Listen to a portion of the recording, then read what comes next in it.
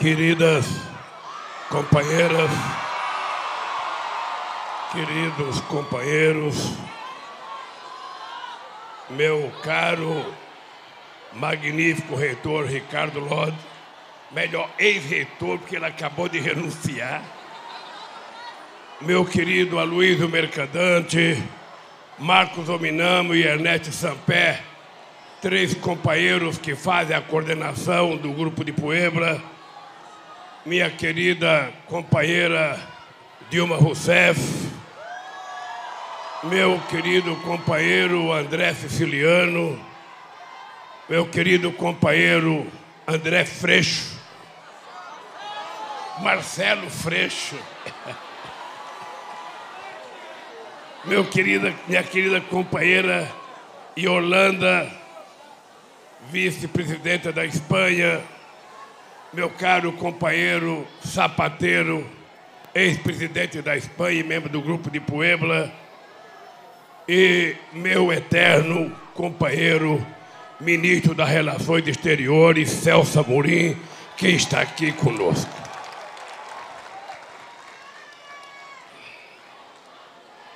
É muito difícil você vir no encerramento de um seminário em que as pessoas estão falando há 2 dias e você não sabe o que eles falaram e que você pode repetir parte das coisas que já foram ditas aqui. Mas, de qualquer forma, como eu fui informado que vocês gostaram de todas as pessoas que falaram, se eu repetir, vocês também vão gostar. Mas eu queria dizer que eu estou estranhando uma coisa aqui. Faz 2 dias que me orientam que eu não posso falar de eleições. Havia muita inquietação. Olha, Lula, nós vamos lá, vai ter o ato, mas não pode falar de eleição. Pedir voto, então, é impossível. E ainda ficou mais grave porque ontem um partido entrou com um processo para tentar evitar esse encontro aqui. Eu vim para cá pensando em colocar uma mordaça, porque eu não ia poder falar, ia poder só ficar fazendo gesto. Mas o que eu estranho é que não se falou outra coisa aqui, a não ser em eleição. Eu não posso falar de eleição, mas vou dizer para vocês uma coisa. Todos nós, seres humanos, precisamos ter uma causa. Se a gente não tem, a gente precisa arrumar uma causa. Porque a pessoa que não tem uma causa para lutar, que não tem uma causa para defender, a pessoa não está sendo útil na sua passagem pelo planeta Terra. Nós precisamos construir a nossa causa. Ela pode ser ambiental, ela pode ser sindical, ela pode ser política partidária, ela pode ser econômica, ou seja, mas nós temos que ter uma motivação para levantarmos todo dia com vontade de fazer alguma coisa que sirva para ajudar outras pessoas. Se todos nós tivermos uma causa, a gente nunca será derrotado. Eu estou nessa briga há muitos anos. Certamente muitos de vocês não tinham nascido ainda, a gente já estava nessa caminhada. E nessa caminhada a gente perde e a gente ganha. Muitas vezes a gente perde mais do que a gente ganha. Mas mesmo quando a gente perde, se a gente tem uma causa, e essa causa é nobre, a gente vai continuar lutando. Então eu queria dizer para vocês que quando eu fui candidato a presidente pela primeira vez, o Aloysio Mercadante se lembra bem, porque ele fazia parte dos economistas que ajudavam a gente a pensar o futuro desse país. Havia uma história de que o Brasil estava quebrado. O Lula vai disputar as eleições, se ele ganhar, ele está ferrado, porque o Brasil está quebrado. Vocês estão lembrados que era a famosa década da dívida externa, chamada década perdida. Muitos países da América Latina estavam endividados, a inflação estava muito alta, o desemprego estava muito alto. No caso do Brasil, a gente devia 30 bilhões de dólares para o FMI e o governo não tinha dinheiro para pagar as suas importações. Vocês se lembram que ficava brigando a Argentina, sabe, com o cavalo e o Brasil com o malan, para ver quem era mais amigo do Bill Clinton, para ver quem conseguia apoio do governo americano para resolver o problema do Brasil ou da Argentina. E essa é uma das causas do nosso empobrecimento e do nosso subdesenvolvimento. É que nós sempre ficamos achando que haverá alguém que vai nos ajudar. E quem vai ajudar o Brasil é o povo brasileiro na hora que ele estiver participando, na hora que ele for incluído, na hora que ele se sentir sujeito da história e não coadjuvante da política nacional. E nós, então, eu percebi uma coisa estranha. O Brasil nunca teve muita preocupação com a América do Sul. A única grande preocupação que o Brasil teve foi na Guerra do Paraguai. Ainda assim se juntou Brasil, Argentina e Uruguai, e ainda quase perde a guerra para o Paraguai. Porque a guerra terminou com o Brasil lutando contra meninos de 10 anos de idade. Pois bem, de lá para cá, o Brasil e a elite brasileira costumava levantar de manhã, olhar o mapa mundo e não via a África. A África era invisível. Não via a América do Sul, ficava olhando a Europa e os Estados Unidos. E assim passaram-se as décadas, passaram os séculos, e o Brasil continuou sendo um Brasil subdesenvolvido, ou no máximo, um Brasil em via de desenvolvimento. Naquele tempo, aqui no Brasil, e aqui na UERJ também, certamente os economistas discutiam o que fazer com o Brasil. A gente vai distribuir renda para o Brasil crescer, ou o Brasil tem que crescer para que a gente possa distribuir? Ou seja, quem nasceu primeiro, o ovo ou a galinha? E por conta disso, não se tomava decisão. A gente ficava discutindo aqui no Brasil. A gente não pode exportar porque precisamos fazer o mercado interno crescer. E se o mercado interno crescer, a gente não vai poder crescer as nossas exportações. E a gente ainda dizia mais uma: a gente não pode aumentar o salário, a gente não pode aumentar o salário mínimo, porque se a gente aumentar o salário dos trabalhadores e o salário mínimo, vai vir a inflação. E aí a gente não vai dar certo. Foi com essas dúvidas que esse torneiro mecânico, eleito pelo povo brasileiro, assumiu a presidência da República em janeiro de 2003.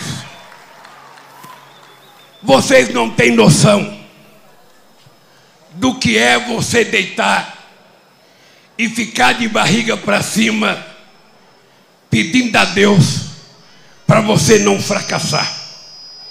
Eu tinha como exemplo, Dilma, o Walesa na Polônia. O Walesa, como eu, era um metalúrgico.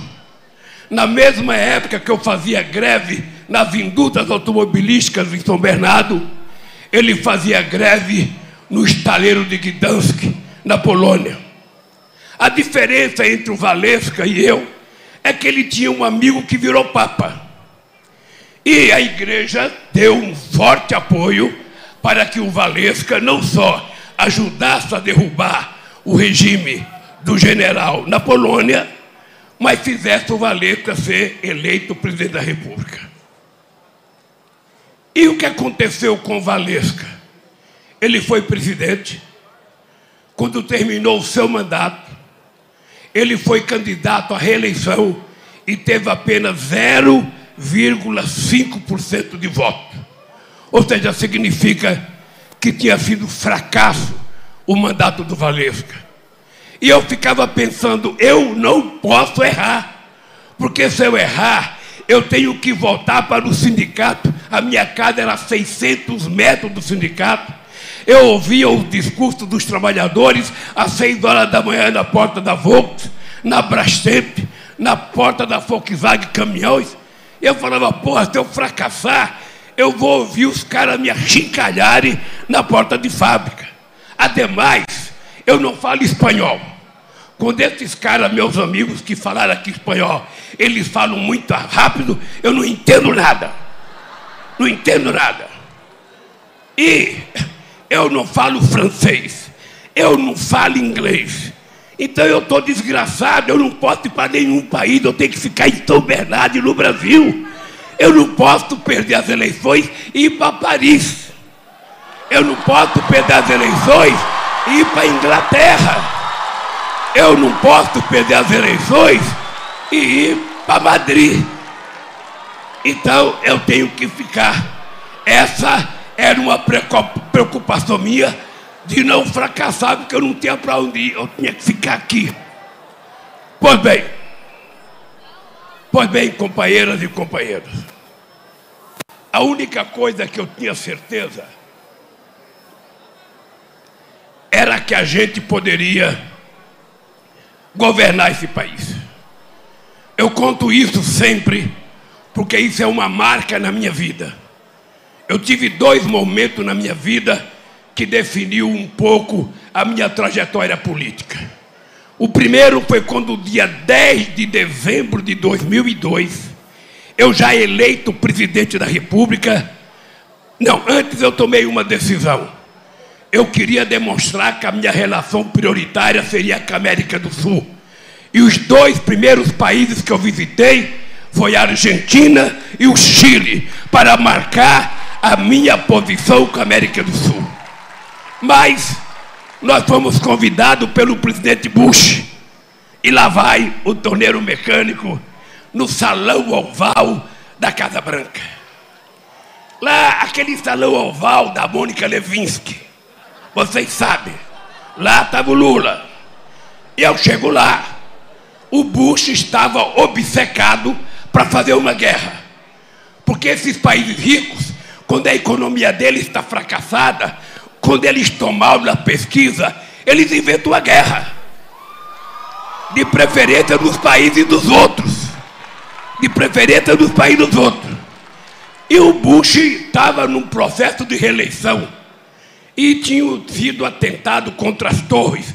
E o Bush não conseguiu pegar o Osama Bin Laden, ele queria pegar o Gaddafi. E ele então inventou uma narrativa para a humanidade. Porque depois que os americanos perderam a guerra no Vietnã, que eles não conseguiram construir uma narrativa e a sociedade americana se colocou contra a guerra, de lá para cá, os americanos não mostram mais a guerra, eles contam a narrativa. Eles primeiro criam o inimigo, depois eles transformam os inimigos num monstro, depois transformam os inimigos dele, sabe, num coisa qualquer, até justificar o ataque. E o Obama falou, presidente Lula, nós precisamos acabar com o terrorismo. Nós precisamos acabar com o terrorismo. O terrorismo não pode continuar. Eles achavam que tinha terrorista até na tríplice fronteira entre Brasil, Argentina e o Paraguai, lá em Foz do Iguaçu. Eles diziam querendo meter o bedelho ali, achando que lá estava cheio de árabe, guerrilheiro, terrorista. Eu falei, presidente Bush, deixa eu lhe dizer uma coisa. Eu não estou interessado em fazer guerra com o Iraque. Eu, primeiro, não conheço Saddam Hussein. Segundo, o Iraque fica a 14 mil quilômetros do meu país. Eu não tenho nada contra o Saddam Hussein. eu não posso fazer guerra com ele. Eu quero lhe dizer que a guerra que eu vou fazer é a guerra contra a fome no Brasil, e essa guerra nós vamos vencer. Essa guerra nós vamos conseguir vencer. E começamos a fazer o programa Fome Zero. E graças a Deus, no governo da Dilma, a ONU anunciou, finalmente o Brasil saiu do mapa da fome.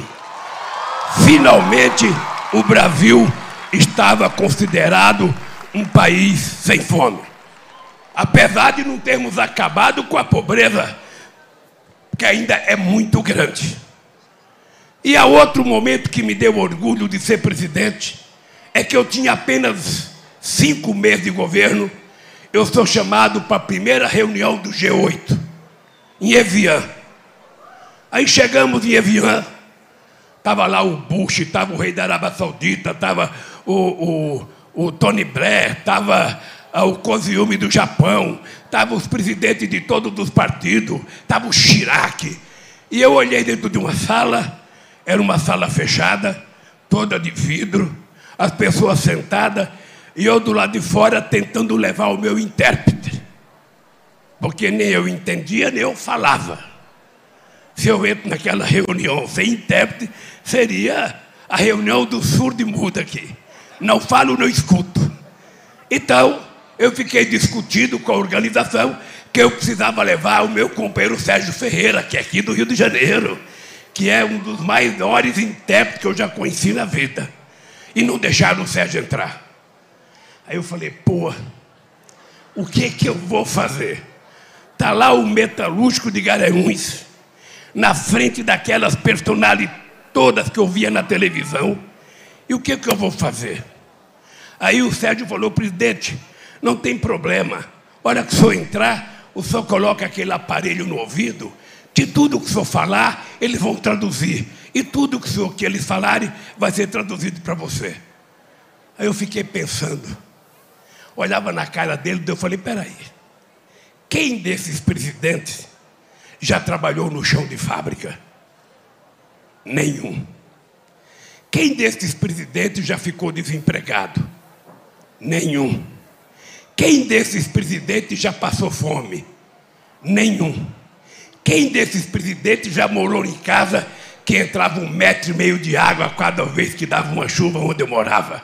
A gente passava metade do dia afogado, metade do dia tirando a lama, e quando a gente tirava a lama, chovia outra vez, a gente tinha que ficar outra vez afogado e tirando a lama. Eu olhava para a cara dele, nenhum. Aí me deu uma coragem, sapateiro, me deu uma coragem, falou o seguinte, olha, eles todos são mais famosos do que eu, mas nenhum deles tem a experiência de vida que eu tenho e vim da onde eu vim, pois eu vou entrar e vou falar grosso com eles e eu vou querer ser respeitado porque eu conheço o mundo que eles não conhecem e eu vim de uma situação adversa que eles muitas vezes nem sabem que existe. Olha, com a graça de Deus eu entrei naquela reunião, parecia que eu entendia tudo e parecia que eles entendiam tudo que eu falava. E ali eu construí uma relação de amizade respeitosa. O Brasil passou a ser respeitado. Eles estavam confiantes. E eu ainda não contei a Luísa Mercadante a reunião que eu tive com o presidente do FMI na Alemanha, na França. Como que é o nome dele, Celso? Hein? Kohler. Olha, até falei bonito agora, Kohler. Era o nome do alemão. Depois ele foi presidente da Alemanha. Mas esse cara foi na França conversar comigo sobre a dívida do Brasil. Aí ele sentou comigo, o Sérgio Ferreira traduzindo, e eu comecei a falar da minha vida.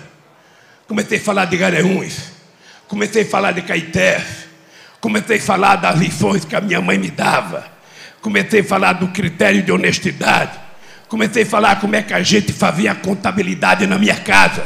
A minha mãe pegava o envelope de pagamento de 8 filhos. Minha mãe não sabia fazer um ó com um copo, mas sabia contar dinheiro. Ela pegava o nosso salário, ela repartia, isso aqui é para pagar a padaria, isso é para pagar a venda, isso é para pagar o ônibus, isso é para pagar a luz, isso é para pagar a água. Se sobrava, a gente tinha alguma coisa. Eu comecei a contar história para o cara do FMI, daqui a pouco o cara levanta, começa a chorar e me abraça. Aí eu falei, pô, se eu conseguir fazer um alemão chorar, vai dar futuro, vai dar futuro. Porque o cara virou meu amigo. E depois eu fui na Alemanha, ele era presidente da Alemanha. Outra vez ele me viu, foi fazer um discurso e começou a chorar. Eu falei, puta merda, eu não sou fraco fazer o alemão chorar 2 vezes. A verdade é que eu digo para todo mundo, naquele momento a gente estava começando uma vida. O Chaves já brigava com o Bush, o Chaves já brigava com o Uribe. Eu tinha 21 dias de governo, nós fomos obrigados a criar um grupo de amigos da Venezuela para ver se a gente conseguiria pacificar as brigas internas na Venezuela entre o Chaves e o pessoal de direita, os empresários. E conseguimos. Conseguimos porque o Celso teve um trabalho extraordinário, junto com o secretário de Estado americano, junto com o Aznar da Espanha, a gente conseguiu fazer um acordo. E o Chaves conseguiu fazer o referendo dele. A partir daí, o Brasil começou a virar protagonista internacional. E a partir daí a gente começou a ser respeitado. Porque a gente respeitava as pessoas e ele respeitava a gente. A gente não falava fino com os Estados Unidos e nem falava grosso com a Bolívia. Como disse o Chico Buarque, a gente tratava todo mundo com o mesmo respeito. E isso fez com que o Brasil passasse a ser um país levado muito a sério.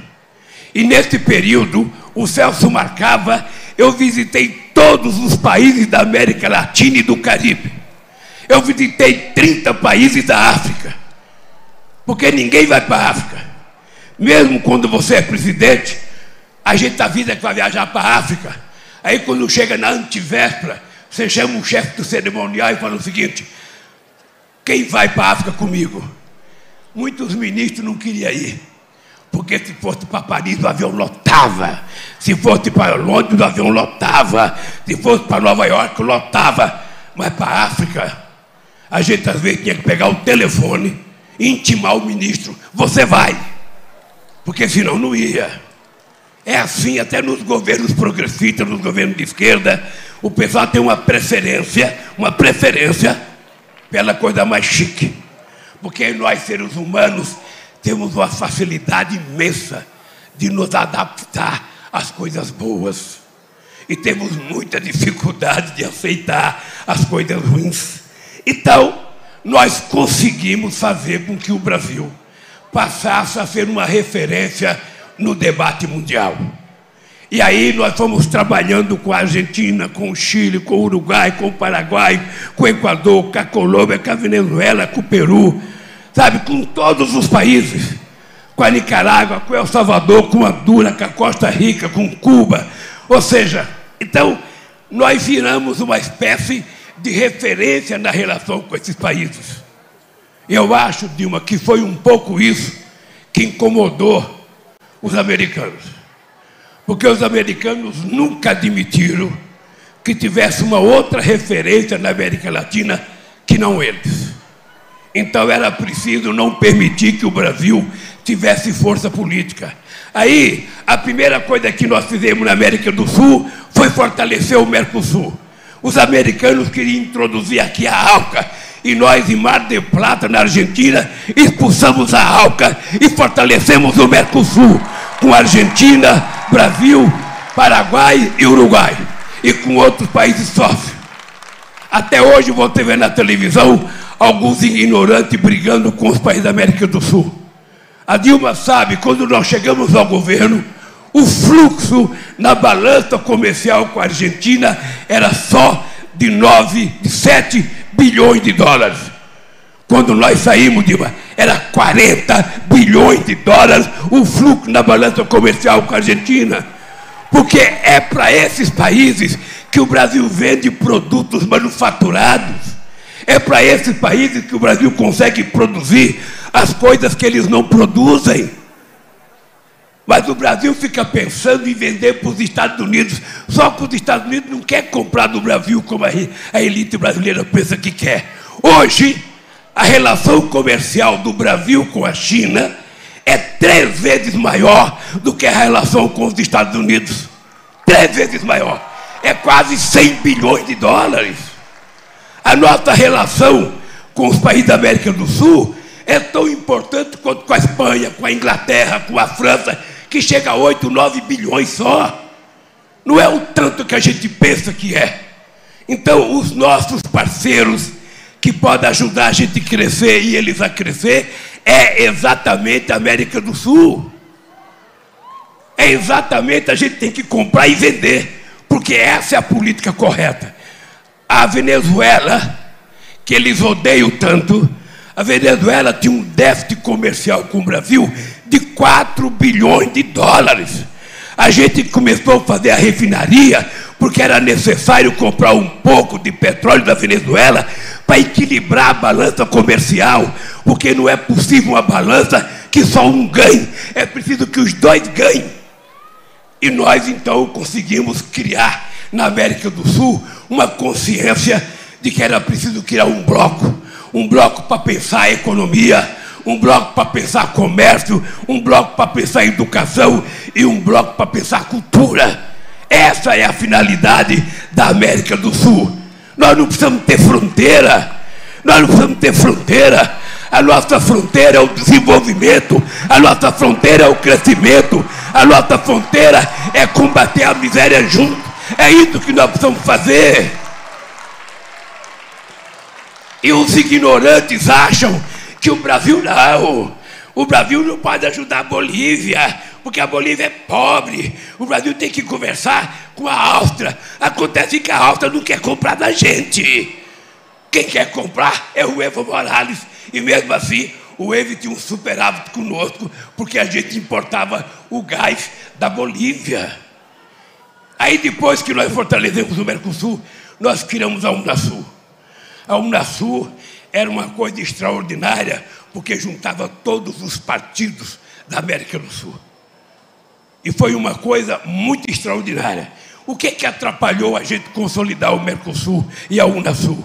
É que nós ainda, em 500 anos de história, a América do Sul, de língua espanhola, aprendeu que o Brasil era o inimigo. Então todo mundo tem preocupação com o Brasil, que o Brasil queria invadir eles. Isso era colocado por orientação da escola militar americana, na escola militar dos países da América Latina. O Chaves era coronel e era professor na Academia Militar da Venezuela. Ele me dizia: Lula, toda a aula que eu dava era para dizer que os inimigos nossos eram o Brasil, que a gente tinha que ter preocupação com o Brasil, porque o Brasil poderia invadir a Venezuela. Hoje a gente invadia a Venezuela.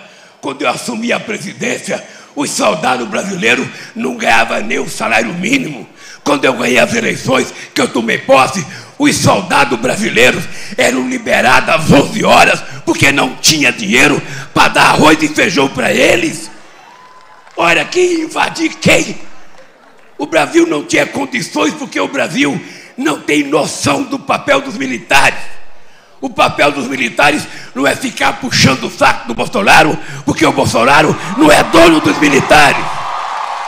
Os militares fazem parte de uma instituição do povo brasileiro para defender o povo brasileiro de inimigos externos. Ele não tem que ficar puxando o saco de presidente, nem de Lula, nem de Bolsonaro, nem de Celso Amorim. Eles têm que estar acima das brigas políticas. Ele não pode ficar o Bolsonaro dizendo: os meus militares, ele é tão frágil, ele é tão boçal, que como ele não tem partido político, como o partido dele não tem bandeira, como o partido dele não tem música, como o partido dele não tem hino, não tem programa, não tem manifesto, o que ele pegou? Ele pegou a bandeira brasileira e a camisa da seleção para dizer: esse é o meu partido. Vamos dizer para ele que a bandeira brasileira e as cores verde e amarela não é desse fascista. Ela pertence a 213 milhões de brasileiros. Vamos dizer para eles. Ele se apoderou como se fosse dele. Então, companheiros e companheiras,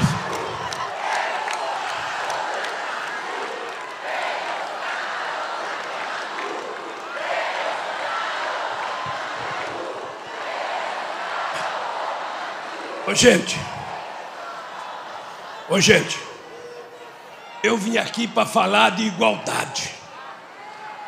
E vocês não viram eu falar de igualdade ainda. Mas eu falei de igualdade, porque o que eu quero é que os países sejam tratados em igualdade de condições. Nós temos que respeitar a integridade territorial de cada país. Por isso eu queria pedir para vocês, para a gente avisar para o Putin, avisar para o presidente da Ucrânia, avisar para o Biden, avisar para o presidente dos países europeus: parem com essa guerra! O povo precisa de paz! O povo quer emprego! O povo quer salário! O povo quer educação! O povo quer cultura! O povo quer vida! O povo não quer morte! A quem interessa essa guerra? A razão dessa guerra, por tudo que eu compreendo, que eu leio e que eu escuto, seria resolvido aqui no Brasil, numa mesa tomando cerveja. Seria resolvido aqui. Se não na primeira cerveja, na segunda. Se não desce na segunda, na terceira. Se não desce na terceira, até acabar as garrafas, a gente iria fazer um acordo de paz.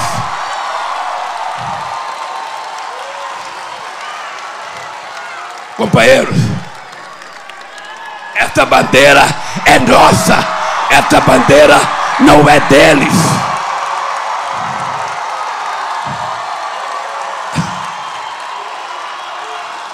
Então, companheiros e companheiras,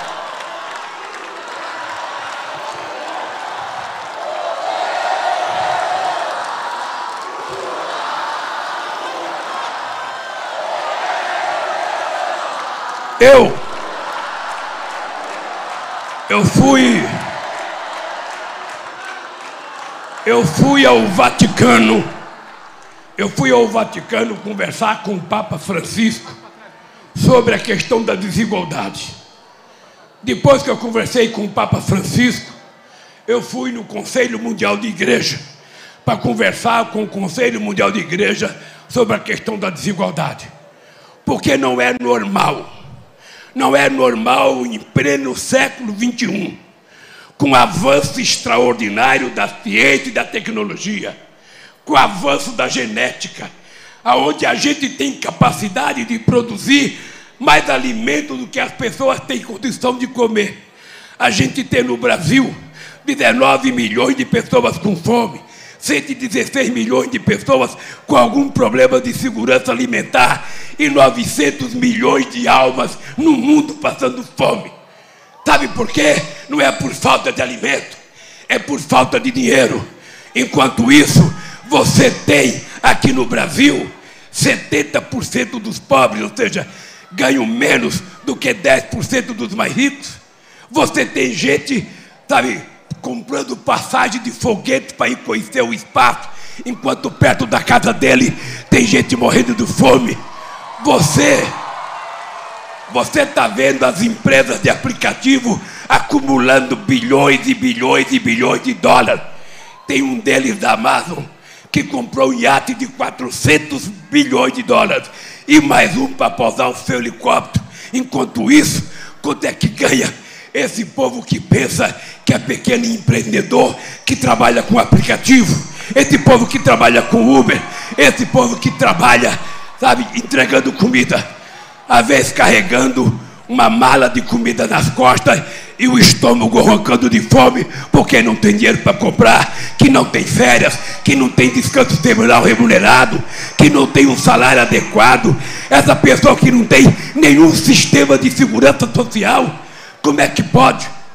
Essa moça aqui, ó, cadê aquela moça da Espanha que estava aqui? Saiu. Aquela Yolanda que falou.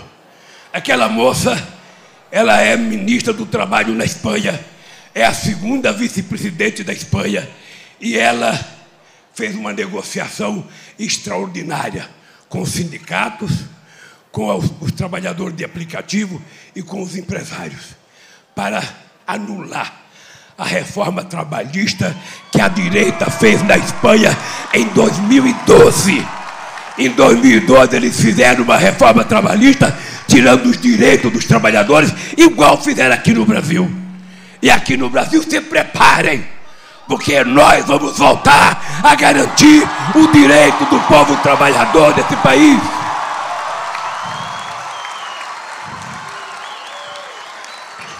Não adianta ficar inventando que a Previdência é deficitária, porque até 2014, quando essa senhorita aqui foi eleita presidente, reeleita, a Previdência Social era superavitária, porque nós tínhamos criado mais de 20 milhões de empregos com carteira profissional assinada. Nós tínhamos legalizado 6 milhões de pequenas empresas. É isso que torna a Previdência superavitária. Agora, com desemprego, as pessoas sem poder pagar, as pessoas passando fome. Vocês estão lembrados, Dilma, que no nosso governo, o cara que estava acidentado, ele por telefone, no máximo em 5 dias, marcava uma perícia médica. Você está lembrado que no nosso governo, o trabalhador não tinha preocupação de apresentar documento, era a Previdência que ligava. Seu Luiz Inácio, o senhor já completou seu tempo de trabalho, o senhor já tem direito à sua aposentadoria, ela vai ser de tanto, pode aparecer aqui na Previdência para receber. E demorava 30 minutos. Hoje tem milhões de brasileiros há mais de 1 ano esperando a desgraçada da aposentadoria que não sai nunca. É esse país e essa desigualdade que nós temos que mudar. O que nós precisamos é ter o direito de nos indignarmos. Nós perdemos o direito de ficarmos indignados com o descaso, com um presidente que mente 7 vezes por dia, com um presidente que provoca, que fala bobagem, que ofende, que coloca o ministro da Saúde, que não entendia nada de saúde, e montou uma quadrilha para vender vacina na época da pandemia. Colocou o ministro da Educação, colocou todos um pior do que o outro, e o de agora só cuidava da educação para os pastores dele. Ele tinha um rebanho, e ele só cuidava do rebanho dele. Eram os pastores, amigos do ministro, que conseguiam dinheiro. Esse cara, eu estou aqui no Rio de Janeiro, e eu falo sem conhecer números, meu magnífico reitor. Eu duvido que na história do Rio de Janeiro, desde a proclamação da República, mesmo Getúlio Vargas ficando 15 anos na presidência, eu duvido, Dilma, que eles fizeram metade do investimento que nós dois fizemos no Rio de Janeiro. Eu duvido. Então nós precisamos começar a nos indignar. Os estudantes têm que se indignar com o que está acontecendo na educação, porque o que está acontecendo na educação vai refletir no futuro de vocês. Vocês têm que imaginar, o FIES custava muito caro, nós temos que acabar com o FIES porque não tem dinheiro. Olha, um país que tem uma dívida ativa de quase 2 trilhões de reais, por que não pode suportar uma dívida dos estudantes? Porque investir na educação é o investimento mais barato e o que traz mais futuro para o nosso país. Então, meus queridos companheiros e companheiras, indignação é a palavra que a gente tem que ter contra o que está acontecendo. O Brasil é o 3º maior produtor de alimento do planeta Terra. O Brasil é o maior produtor de proteína animal do mundo.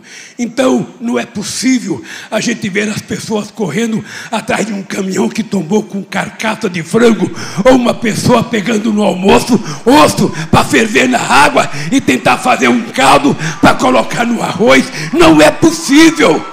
Não é possível, não é falta de carne, não é falta de arroz, não é falta de feijão, não é falta de soja, é falta de vergonha na cara das pessoas que governam esse país. E eles têm uma solução fácil. Vamos vender a Petrobras, vamos vender a BR, vamos vender gasoduto, vamos vender Correio, vamos vender Banco do Brasil, vamos vender Caixa Econômica Federal, vamos vender o BNDES. Porque como eles não sabem governar, eles só querem vender o que está pronto.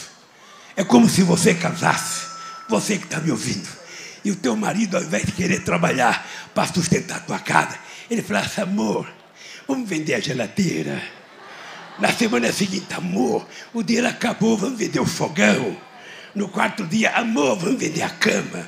No quinto dia, o que ele ia vender? A alma dele para o diabo ele ia vender, porque eles não têm coragem de trabalhar. E o Brasil, o Guedes não sabe fazer a economia pensando no povo, ele faz a economia pensando em vender e tentar jogar culpa do preço das coisas na guerra da Ucrânia, ou tentar vender a culpa em alguma outra coisa. Eu vou dizer para vocês, na crise de 2008, o barril do petróleo chegou a $147 o barril, mais do que agora. Sabe quanto vocês pagavam um litro de gasolina? R$2,60. Acontece que eles fizeram um discurso, e às vezes a gente acredita no discurso dele, porque o discurso dele sempre tem uma narrativa convincente de que era preciso vender a BR. Se a gente vendesse a BR e acabasse com o monopólio da BR, ia ter muitas empresas participando. Com muitas empresas participando, ia ter livre concorrência. E livre concorrência iria fazer com que o preço fosse mais barato. Quanta gente acreditou nisso? E na Petrobras só tem ladrão, é preciso privatizar. Hoje, presta atenção, por que vocês têm que se dignar? Hoje, depois que eles venderam a BR, tem 392 empresas importando gasolina dos Estados Unidos. Se eles importam pagando em dólar, tem que desembolsar em dólar no bolso de vocês, e tem muita gente que não consegue mais sair de casa. Tem cara que comprou carro, a única coisa que ele faz com o carro é no sábado de manhã empurrar com a mão para fora do quintal, lavar a bundinha do carro como se estivesse lavando a bundinha do filho, e não pode colocar gasolina para ir passear. É esse o Brasil que nós herdamos. Um Brasil que hoje vende metade dos carros que nós vendíamos em 2008. A gente estava vendendo 3.800.000 carros, está vendendo apenas 2 milhões de carros. É esse país que andou para trás. No nosso tempo de governo, 90% das categorias profissionais organizadas faziam acordo recebendo aumento acima da inflação. Hoje, apenas 7% faz acordo acima da inflação. E vocês sabem como é que está a vida de vocês. Por isso, companheiros, eu tenho dito: esperem, que nós vamos voltar. E quando a gente voltar, a gente vai tratar de abrasileirar o preço das coisas. Durante 13 anos de governo do PT, o gás de cozinha não aumentou na Petrobras. Durante 13 anos de governo, nós compramos até a Liquigás para tentar equilibrar os preços. Eles venderam. E hoje, um botijão de gás, em alguns lugares está 130, 122, 140, e tem gente se acidentando porque está cozinhando com lenha dentro de casa. Então, companheiros e companheiras, eu vou terminar dizendo para vocês uma coisa. O Obama disse: nós podemos. A Dilma disse: nós queremos. E eu vou dizer: nós venceremos. Um abraço, companheiros, e até outro dia, se Deus quiser. Parabéns, parabéns.